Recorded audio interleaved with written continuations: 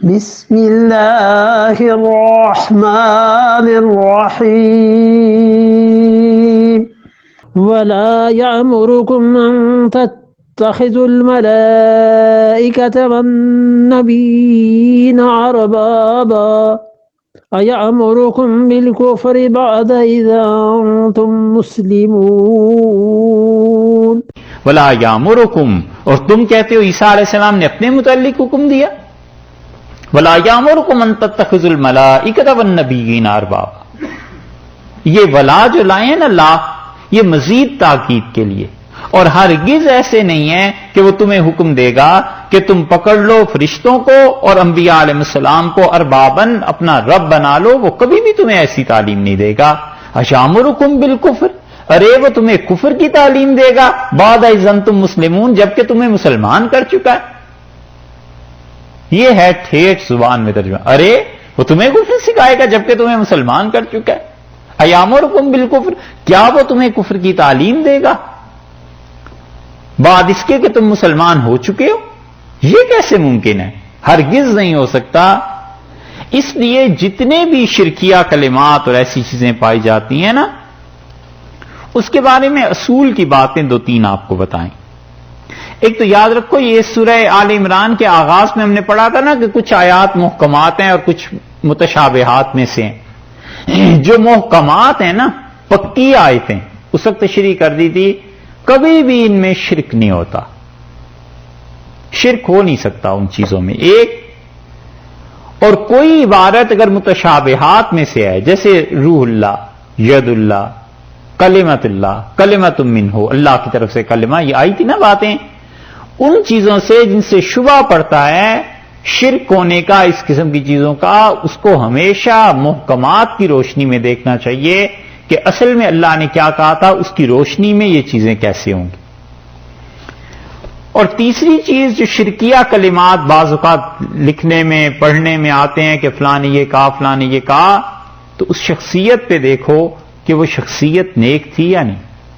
اگر اللہ کو کوئی اچھا بندہ تھا، برا تھا، تو پھر تو بات ہی ختم ہو گئی، اور اگر اچھا بندہ تھا تو اس کا مطلب یہ ہے کہ یا تو اس انتساب میں کچھ گڑبڑ ہے، جیسے ابن عربی رحمۃ اللہ علیہ، ان کی کتابوں میں بہت سی چیزیں ایسی ہیں جس کو آدمی پڑھے تو حیران ہوتا ہے کہ ابن عربی یہ کیسے لکھ سکتے ہیں، یہ تو کفر ہے۔ تو ابن عربی رحمۃ اللہ علیہ پہ جو کچھ لکھا ہے شارانی نے رحمۃ اللہ علیہ، انہوں نے الیواقیت والجواہر کے نام سے کتاب لکھی ہے، اور انہوں نے کہا اس میں ابن عربی کی یہ باتیں جو ہے نا یہ غلط ہیں، وہ نہیں ایسے کہتے تھے، یہ جھوٹ ان کے ذمہ لگایا گیا۔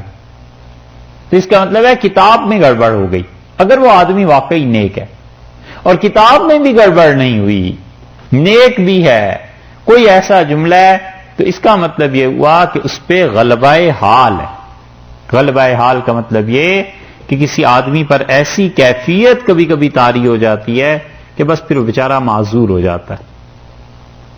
جیسے ایک آدمی پہ غلبہ حال تھا،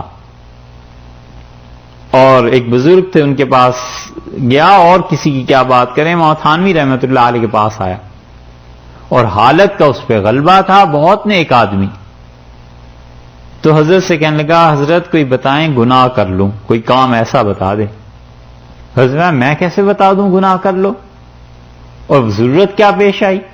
تو رونے لگا اور کہنے لگا قیامت میں کہیں مجھ سے پوچھیں کہ اتنے نیک کیوں بنے پھرتے تھے، گناہ کیوں نہیں کیا، ہم معاف کر دیتے، تو پھر کیا جواب دوں گا؟ کوئی بتا دیں چھوٹا موٹا کوئی گناہ ہی کر لوں۔ حضرت فرماتے تھے میں سمجھ گیا کہ اس پہ غلبہ حال ہے، تو میں نے اسے کہا کہ آج ظہر کی نماز کے بعد 2 نفل نہ پڑھنا۔ حضرت فرماتے 2 نفل تو نہیں پڑھے اس نے، لیکن ساری رات روتا رہا بیٹھ کے کہ اللہ یہ جو گناہ ہوا ہے اسے معاف کر دے۔ یہ غلبہ حال ہی ہے، حالت کا ایک غلبہ ہے، بس آ گئی۔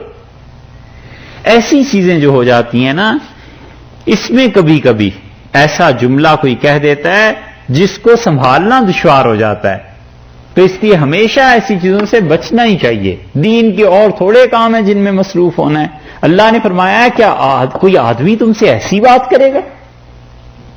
اور پھر ذکر کیا ہے اس پیمان کا، اس عہد کا جو اللہ تعالی نے لیا ہے، اور اللہ نے اس دنیا میں 3 عہد لیے تھے۔ آخری رکوع ہے یعنی اس پارے کا.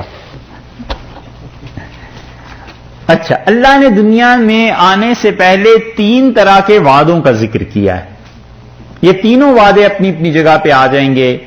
ایک وعدہ تو وہ ہے جو سورہ اعراف میں اللہ نے ذکر کیا ہے کہ ہم نے لوگوں سے پوچھا کیا میں تمہارا پروردگار نہیں ہوں، تو لوگوں نے کہا ہاں اللہ ہمارے پروردگار ہے.